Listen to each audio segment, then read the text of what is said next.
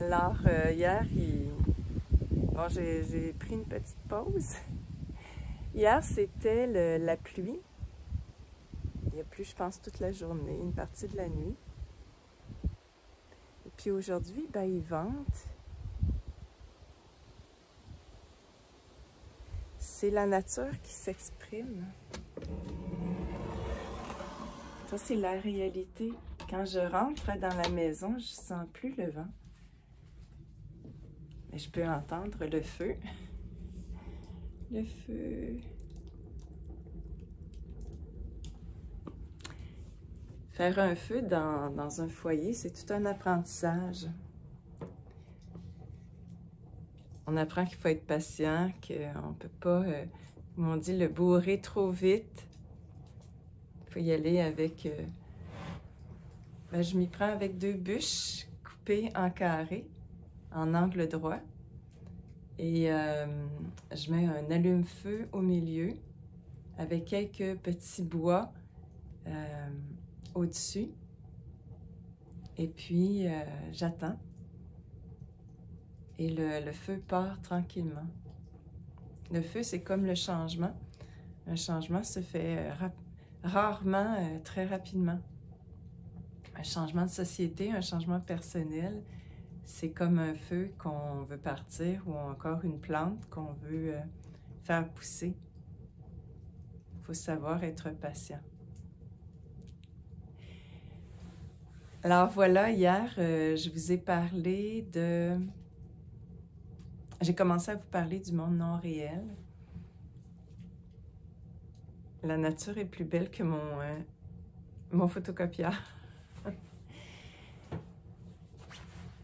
Et j'ai pris une petite pause. Et là, je vais terminer sur le monde non réel. Et la prochaine vidéo portera sur la conscience heureuse et son influence sur la réalité. Dans cette dite crise, j'ai compris bien des choses et perdu bien des illusions. Je ne sais pas si vous avez vu le film La Grande Séduction. C'est un petit village tout joli que j'ai eu la chance d'aller visiter. Et ils aimeraient avoir un médecin, alors ils vont monter un grand scénario pour l'attirer.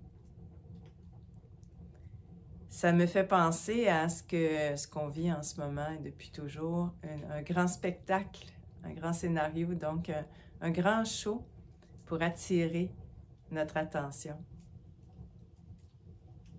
et nous faire rentrer dans le système. J'ai déjà parlé d'un bocal de poisson dans lequel on tourne en rond, puis avec l'impression que lorsqu'on sort du bocal, on va mourir nécessairement. Mais non, on tombe dans un océan, puis on se retrouve libre.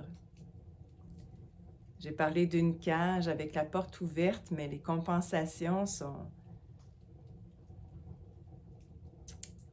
attrayantes et ça nous donne l'impression qu'on vit, alors que c'est une illusion.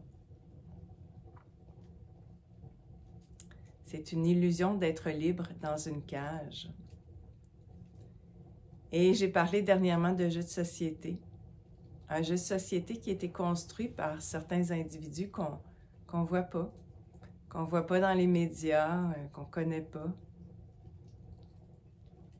qui sont en lien avec l'argent dette, cet instrument qui est manipulable et qui fait qu'on a l'impression de ne pas être des esclaves, mais ça aussi c'est une illusion. Donc, le jeu de société, on est un certain temps à être des acteurs. On joue, on avance nos pions, on gagne des terrains, un peu comme le Monopoly. Et puis, à un moment donné, comme dans cette dite crise, il y en a plusieurs qui se sont reculés, qui ont pris du recul et qui sont croisés les bras comme ça, puis ont observé les gens qui jouaient au jeu de société et qui ont commenté en les traitant de toutes sortes de noms. Mais en restant là, les bras croisés à observer, on est aussi des acteurs parce que ce jeu de société, il a l'effet de nous rendre passifs et de nous faire peur et d'inventer que le jeu apporte de la sécurité. Et pendant qu'on commente, ben, on a le même effet que les médias. On fait peur. On ajoute à une peur une autre peur, continuellement comme ça. Alors arrive un temps où on a tout simplement envie de sortir de la pièce, arrêter de jouer, arrêter d'observer, puis proposer un autre jeu.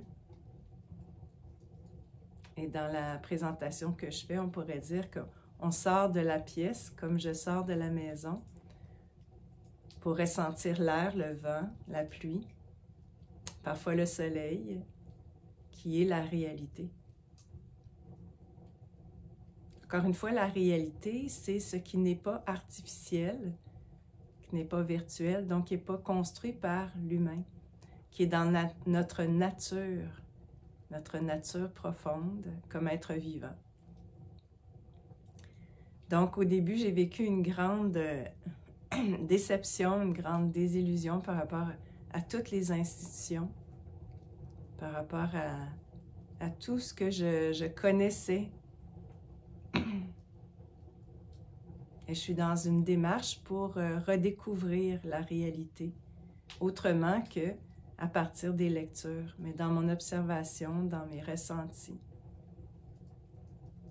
dans mes perceptions, dans ma capacité de raisonner. Alors, je ne sais pas comment c'est pour vous, où est-ce que vous en êtes dans votre démarche et comment vous réussissez à faire ça ou pas.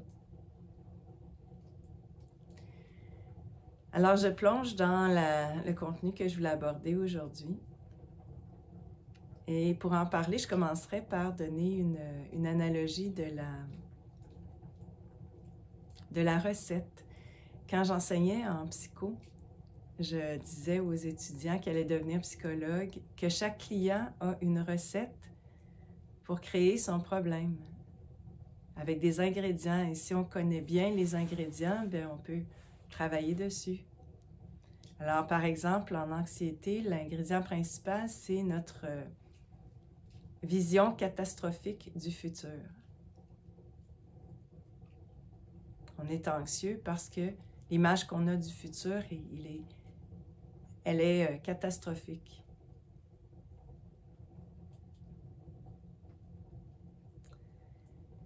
Alors, la recette qui a été utilisée pour nous maintenir dans le jeu de société, puis en passant dans le jeu de société et dans ce à quoi on assiste en ce moment, il y a des personnes honnêtes. C'est-à-dire qu'il y a des gens qui tout simplement parlent de comment ils voient la situation, ils font des analyses honnêtes à partir de leur champ de compétences.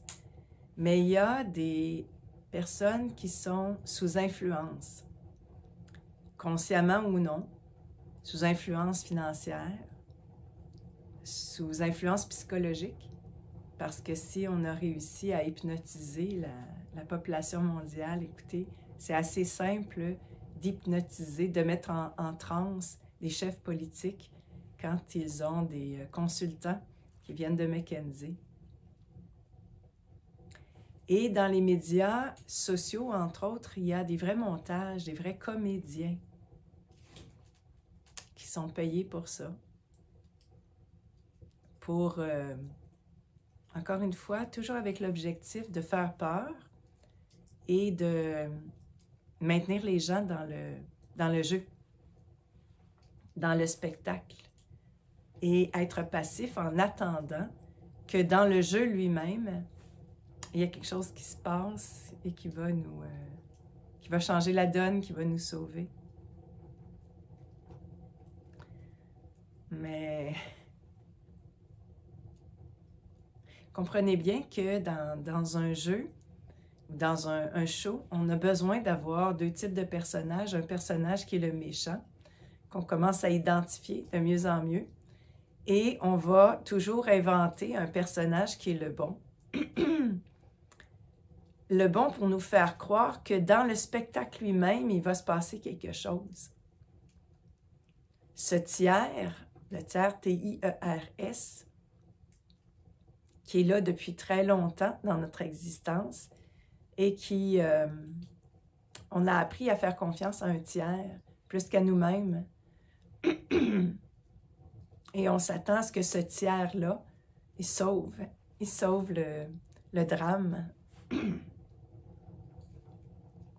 Et la formule habituelle, excusez-moi, du tiers, c'est à telle date, il va se passer telle chose. À telle date, il va vraiment y arriver quelque chose d'incroyable. Pour nous mettre en attente et nous garder dans l'espoir. Je ne sais pas si vous reconnaissez ça, de ce qui circule dans les médias, autant sociaux que traditionnels. On a besoin d'une lutte continuelle entre une opposition. Je reviendrai sur cette notion-là en politique. C'était inventé pour nous faire tourner en rond, pour nous faire croire que dans le système actuel politique, il y a quelque chose qui ressemble à la démocratie et il y a des représentants qui sont vraiment de notre côté, tout simplement parce que ces gens-là nous disent qu'on veut bien entendre. Alors, je reviens à cette recette. Il y a une recette pour nous garder dans le système et ça fonctionne à partir de concepts en psychologie qui sont vraiment des concepts de base comme l'attention. On va constamment attirer notre attention à travers toutes sortes de stimulus qui passent à la télé, dans les médias sociaux, comme dans la vie en général. On va créer des événements qui attirent notre attention. Et l'attention, c'est un phénomène transformateur, c'est-à-dire que de l'attention, il y a vraiment un processus psychologique qui a lieu. Je vous donne des exemples très, très banals. Un adolescent qui a un bouton sur le nez, qui porte attention à ce bouton, ça va se transformer en une perte de confiance en lui-même. Mais nous, c'est pareil, un adulte. Imaginez l'exemple, on est à la plage, on est bien, on est en congé, puis on admire le paysage qui est si beau devant nous, la mer, le sable fin. Et là, tout d'un coup, on porte attention à l'intérieur de nous-mêmes à un événement, un conflit qu'on peut vivre au travail, chez nous. Et cette attention qu'on porte à ce rappel, à ce souvenir, va transformer notre perception de la plage. On va se mettre à remarquer des déchets qu'il y a, des endroits où c'est moins beau. Notre perception et les émotions qu'on vit transforment, pas notre perception, plutôt l'attention qu'on porte à une image, à un événement, et les émotions qui viennent avec transforment notre perception de la réalité. Dans l'autre vidéo que je vais faire sur la conscience, je vous montrerai comment ça transforme non seulement notre perception, mais aussi ça crée la réalité. L'ingrédient principal qui était utilisé depuis, je pourrais pas dire depuis quand, parce que c'était présent même quand moi je suis née, alors bien longtemps avant, c'est ce qu'on appelle le divertissement. À l'époque des Romains, il y avait une arène, vous savez, avec des gladiateurs et on se divertissait. Ce spectacle-là nous faisait nous sentir vivants. Il y avait quelque chose qui se passait de l'ordre de la vie parce qu'on assistait à la mort de gens ou d'animaux. Et bon, dans les temps modernes, on ne peut plus créer ce genre de divertissement, mais on va en créer des plus tangibles. On va créer des guerres, des conflits, des catastrophes pour attirer l'attention, encore une fois. Des divertissements, c'est tout ce qu'on voit à la télévision, par exemple, autant quand on rapporte des événements qui ont lieu dans d'autres pays, des événements catastrophiques, autant tout ce qui se passe dans notre quotidien qui attire notre attention à partir du matin jusqu'au soir, nos pensées sont centrées sur des choses comme le travail que je vais faire ou l'école. Je m'en vais à l'école apprendre des choses, une tonne d'informations qui semblent être essentielles à mon éducation. Et le travail, toutes les tâches que j'ai à faire. Puis en revenant de travailler, il y a l'épicerie à faire, les activités parascolaires des enfants, nos propres loisirs, les émissions de télé qu'on va regarder, les nouvelles dans les bulletins. Tous ces petits soucis reliés à notre maison, par exemple, notre appartement, les achats qu'on doit faire, les réparations, les chemins qu'on doit prendre pour se rendre au travail, les trous dans les chemins, les panneaux d'indication de limite de vitesse, les lois qui sont décidées et qu'on doit respecter. Tout ça, c'est un réel divertissement et on confond ce divertissement à la vraie vie, à la vie et à la réalité qui serait beaucoup plus simple, dans le fond, qui se limiterait à répondre à nos besoins physiques, de bien manger, de bien dormir et tout simplement de vivre.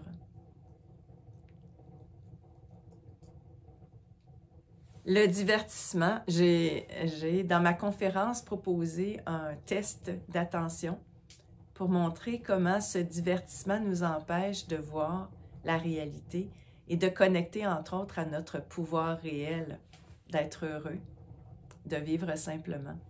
Alors imaginez ce test d'attention où on vous propose une consigne, donc on vous demande de vous concentrer sur une tâche à faire. Et la tâche consiste à compter le nombre de passes d'une équipe qui a un ballon dans les mains. Et vous comptez le nombre de passes, puis on arrête plutôt la vidéo. Et là, on vous demande combien.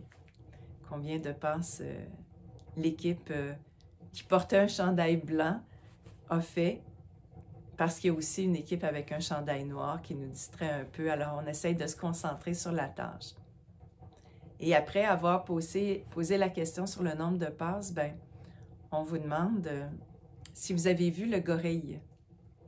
Et là, les gens, il y a une bonne partie des gens qui restent étonnés parce que d'une part, ils n'ont pas vu un gorille, évidemment, puis ils se demandent, mais comment ça se fait que cette question est posée, comment ça se fait qu'ils n'ont pas vu un gorille, parce que c'est quand même pas tout petit, ça.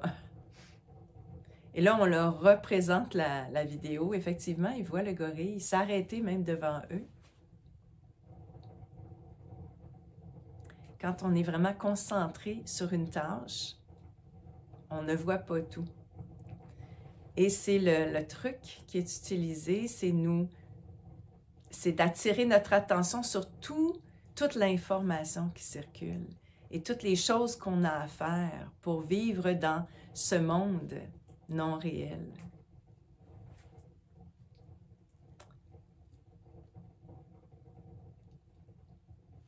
Je regarde ce que j'ai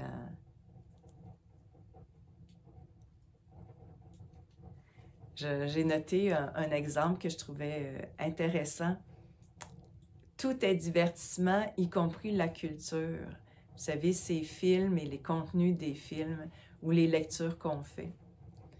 Et j'étais à Marseille et je suis tombée sur une affiche qui disait « Sans culture, la société peut faire ce qu'elle veut de vous. » Et j'ai trouvé ça tellement paradoxal parce que la culture fait ce qu'elle veut de nous.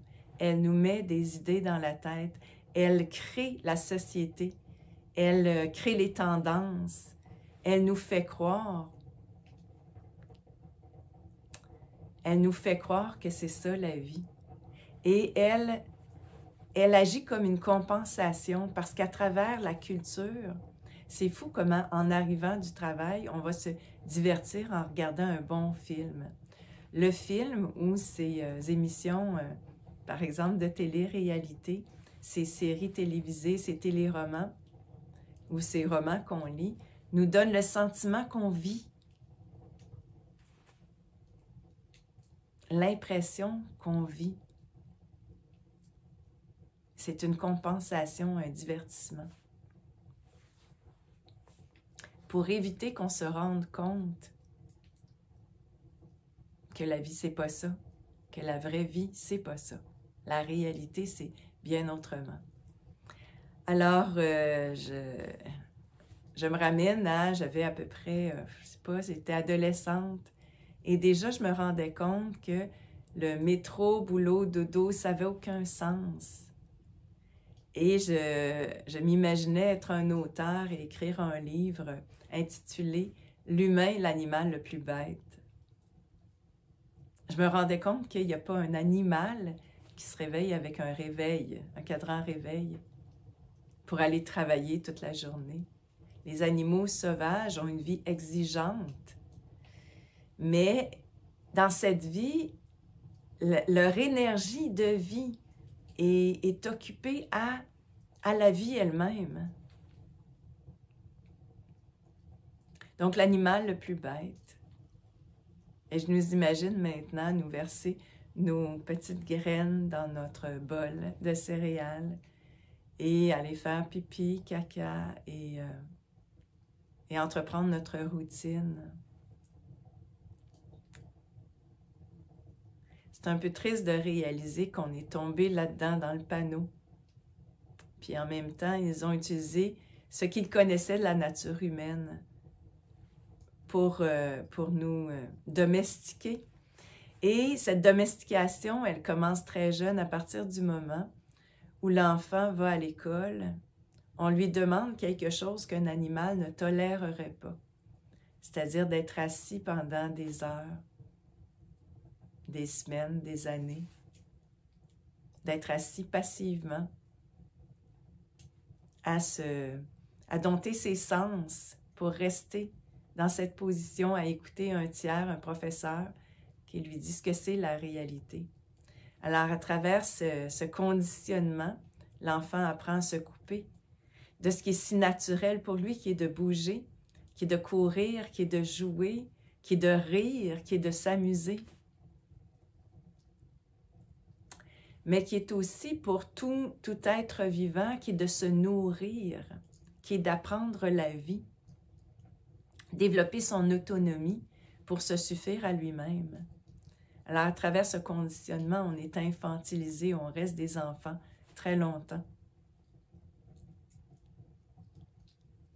La grande question, est-ce que l'école est obligatoire, est nécessaire pour qu'on vive dans une société qui a du bon sens?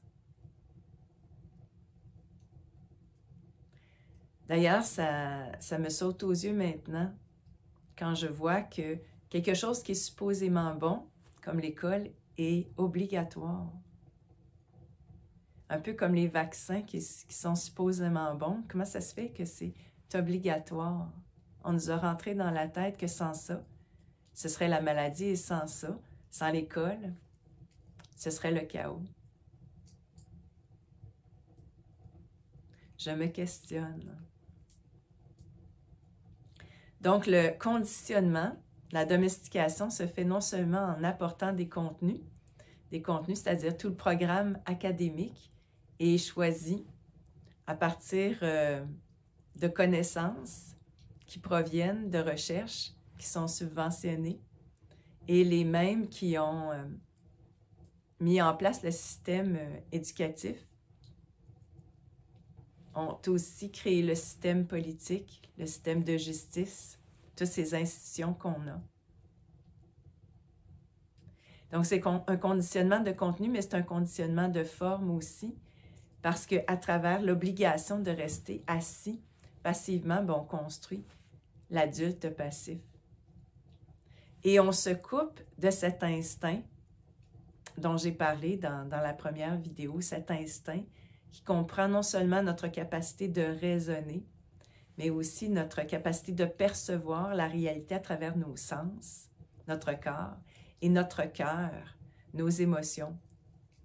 Alors, il y a cet instinct qui nous dit ce qui est bon pour nous, ce qui n'est pas bon pour nous. Et on a perdu cette capacité-là. En fait, on l'a négligé, on l'a oublié, parce que vous allez voir dans la dernière vidéo, je propose l'idée que c'est bien vivant, c'est encore là. Il s'agit de revenir pour réapprendre notre instinct de vie. Mais on s'est habitué, alors à travers la routine et les habitudes, on s'est coupé de cet instinct pour devenir des intellectuels, des personnes, des humains qui fonctionnent d'abord et avant tout à partir de notre cerveau, de nos connaissances, connaissances qui sont souvent très loin de la réalité. Voilà, l'une des choses que je voulais vous dire sur la domestication. Je vous disais qu'on est des animaux immatures parce qu'on est infantilisés. Et cette infantilisation-là nous rend confortables parce qu'il y a un enjeu entre le sentiment de culpabilité, d'assumer tous nos choix, le sentiment de culpabilité qui nous est rentré dans le cerveau à partir de l'imposition de l'Église, d'une religion qui a été construite par des humains qui s'imposaient comme une autorité à cette époque-là. Sentiment de culpabilité, de péché. Alors, si on n'est pas un bon paroissien, on va aller en enfer. Cette culpabilité est restée et la déresponsabilisation, le fait de se fier à un tiers pour prendre des décisions, ça nous libère de la culpabilité. La vie n'a pas de sens en ce moment en vivant dans cette cage, dans cet aquarium. Le jeu de société n'a pas de sens, mais on y trouve un confort à cause des compensations qu'on nous offre. Une compensation, c'est de dire, on va vous donner un bon salaire, vous avez le droit de travailler. D'ailleurs, c'est intéressant, je me disais comment on a réussi à sortir de l'esclavage des personnes noires. Je ne sais pas comment les personnes qui ont une peau noire, comme nous, on a une peau blanche, mais on a eu une période d'esclavage. Pour ces personnes-là, comment ils ont sorti de l'esclavage et comment les femmes, par exemple, sont sorties aussi d'une forme de mépris et ont développé le féminisme. Et pour moi, ce sont des façons de, je dirais, retourner dans le système sans être vraiment libérés. Alors, on a donné le droit aux Noirs comme aux femmes de travailler pour avoir le privilège de consommer. Je crois que j'en ai déjà parlé, mais j'ai été frappée par le film Jones Plantation, où on invente que les Noirs ne sont plus des esclaves, entre autres, en les payant pour continuer de faire ce qu'ils faisaient avant. Et on va aussi créer toute une forme de surveillance de la bonne action en nommant des individus qui vont agir en autorité, des individus noirs, par exemple, qui vont agir en autorité sur le peuple, les esclaves. Alors, la vie n'a pas de sens, donc il y a des compensations. L'argent, le salaire, c'est une compensation.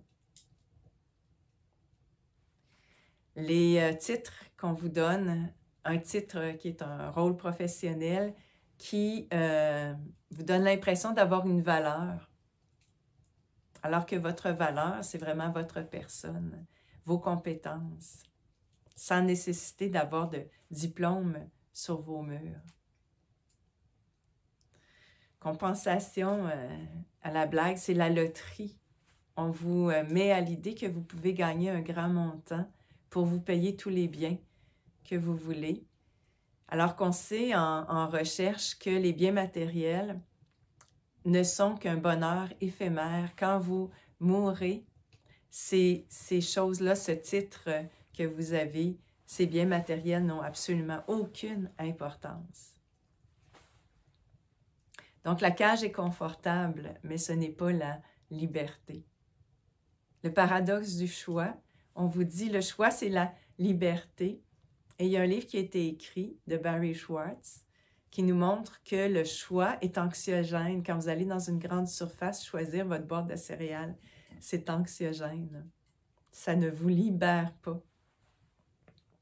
L'illusion du choix, c'est aussi quelque chose qui est utilisé. Je ne sais pas si j'en ai déjà parlé, mais je vous rappelle cette illusion-là qu'on propose aux enfants quand on leur dit de choisir l'heure où ils veulent se coucher, soit à 7 heures, soit à 8 heures, mais dans le cas de 7 heures, ils peuvent prendre leur bain, laver leurs dents après, puis à 8 heures, bien, ils doivent faire tout ça avant. Et sur le plan politique, on nous donne l'illusion du choix en mettant en place deux personnages, un personnage que vous avez élu parce qu'il vous disait ce que vous vouliez entendre et qui après fait ce qu'il veut, en fait, fait ce que ses vrais boss veulent.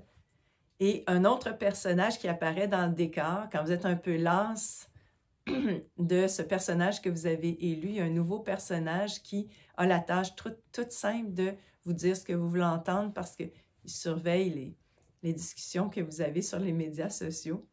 Il dit ce que vous voulez entendre, puis après vous êtes tous contents parce qu'enfin il y a quelqu'un là qui est de votre bord et là on va les lire et il va faire ce qu'il veut, ce que ses patrons veulent parce qu'il est choisi ou récupéré par les mêmes financiers.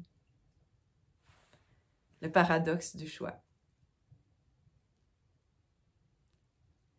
Je vais terminer en vous parlant d'un lien que j'ai vu à partir des connaissances qu'on a en psychologie avec ces personnalités qu'on donne à certaines personnes qui ont des traits. Alors, il y a une personnalité qu'on appelle pervers narcissique.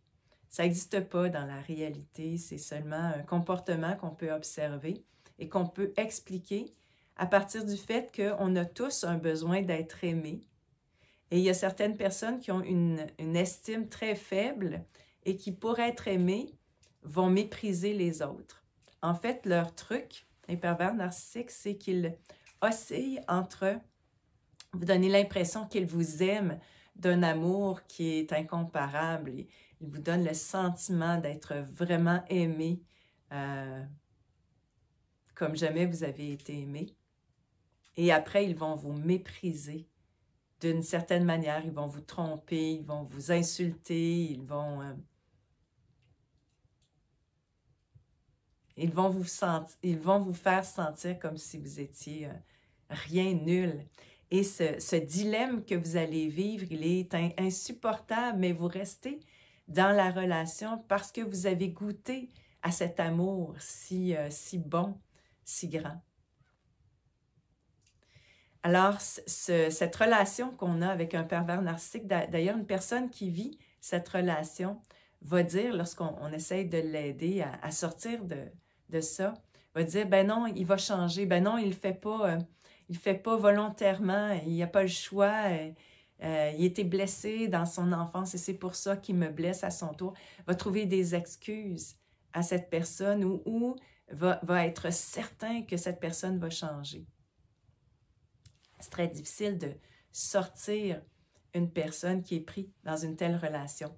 Et j'observais que notre relation avec ce monde non réel ressemble à une relation avec un pervers narcissique parce que ce monde non réel nous dit, à travers ses messages, comment il tient à nous, comment il veut prendre soin de nous, comment on est aimable.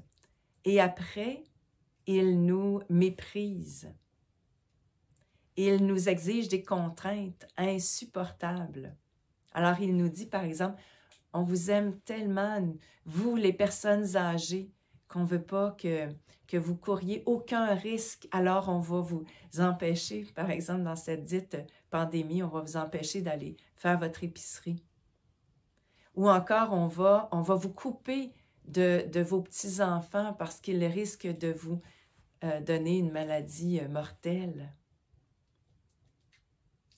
Alors, les personnes âgées pensent que c'est pour leur bien.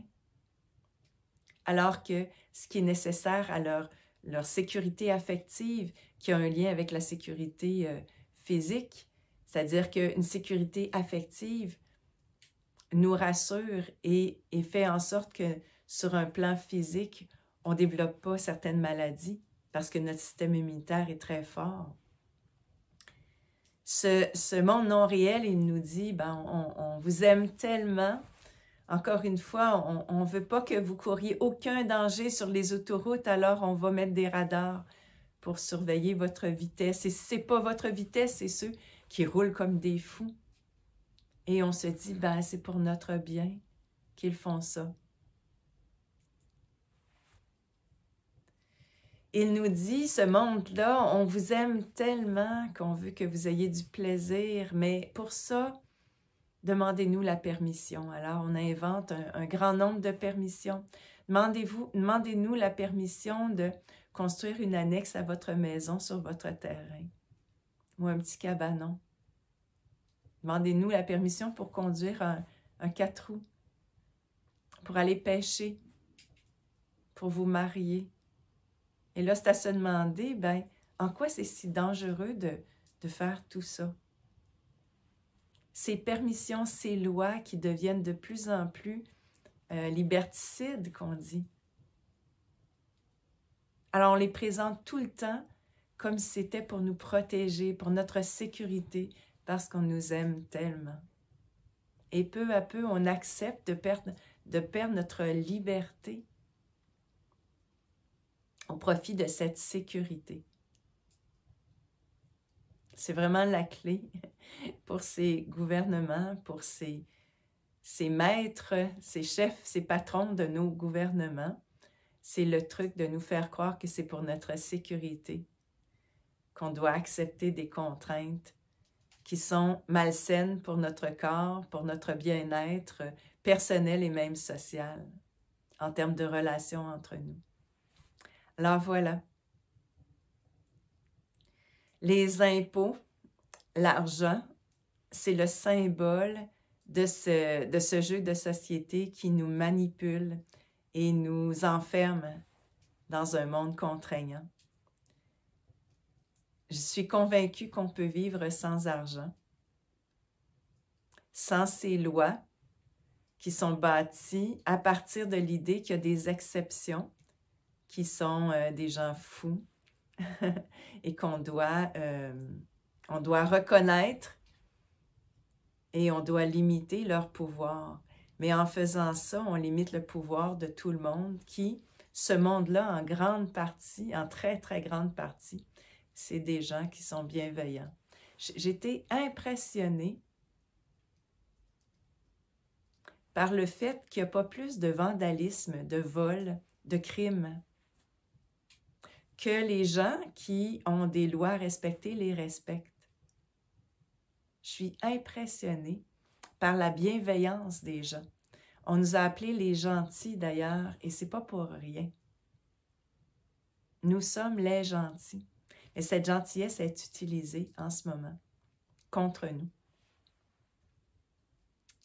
Alors, ils connaissent bien la nature humaine pour nous manipuler ainsi et qu'on finisse par accepter de perdre notre liberté et croire qu'on ne peut pas vivre sans loi et qu'on ne peut pas vivre sans aller à l'école, qu'on ne peut pas vivre à l'extérieur de cette cage ou sans taxes, sans argent. Il y a une vidéo sur laquelle je suis tombée qui parle de la taxe sur un morceau de pain.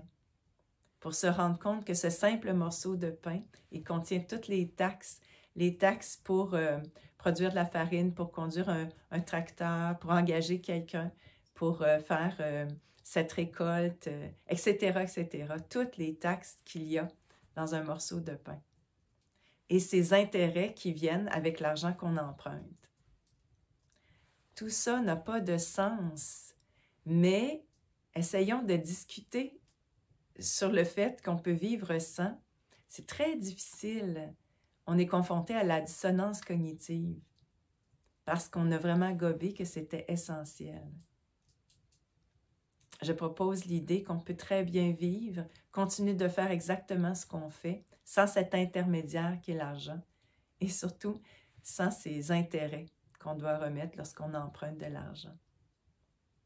L'argent, c'est une fabulation. C'est le plus gros mensonge qui existe en ce moment sur Terre, à mon avis.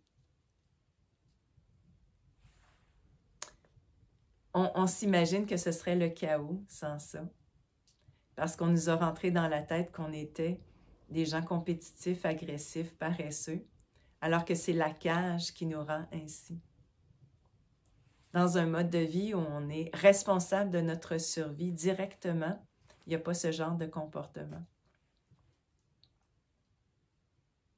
Il n'y a pas le chaos attendu. Dans un mode de vie avec des collectivités qui sont petites, pas mondiales, on doit rendre des comptes avec la personne qu'on croise à chaque jour. Et pour ce faire, il n'y a pas de crime, il n'y a pas de vol. Comme en Islande, où il n'y a pas de vol de voiture parce que l'île est toute petite et on ne peut pas sortir avec la voiture. Donc, on va nécessairement trouver la personne qui a volé la voiture. Donc, il n'y en a pas. Dans une petite collectivité, les échanges se font directement avec la personne qu'on croise, qu'on fréquente.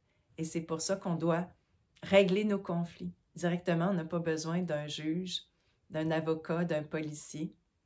La petite collectivité, elle est là pour gérer les relations, gérer la politique qui est la vie sociale.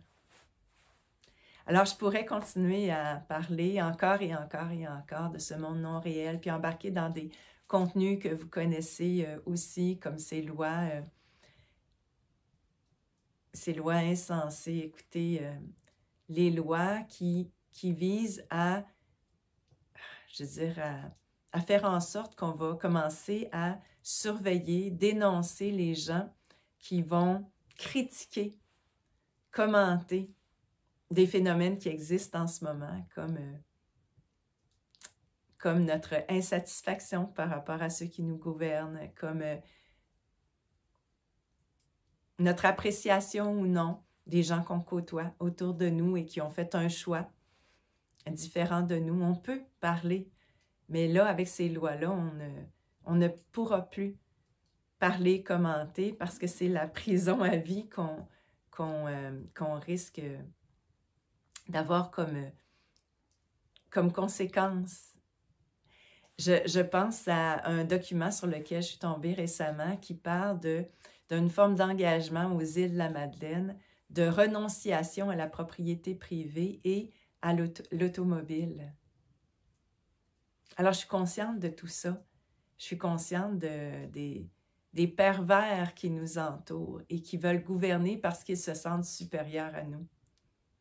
Mais je pourrais continuer à en parler et ça me donnerait l'impression d'être en train de jouer une partie de hockey en sachant que l'arbitre, il est vendu. Quand ça arrive, je crois que la meilleure chose à faire, c'est de sortir de la patinoire, puis de créer un nouveau jeu qui est plus sain, qui a plus de bon sens. Alors, c'est ce dont je vais vous parler dans la prochaine vidéo, de ce grand pouvoir qu'on a de se rapprocher de la réalité et de connecter à notre instinct et redonner un nouveau sens à notre vie.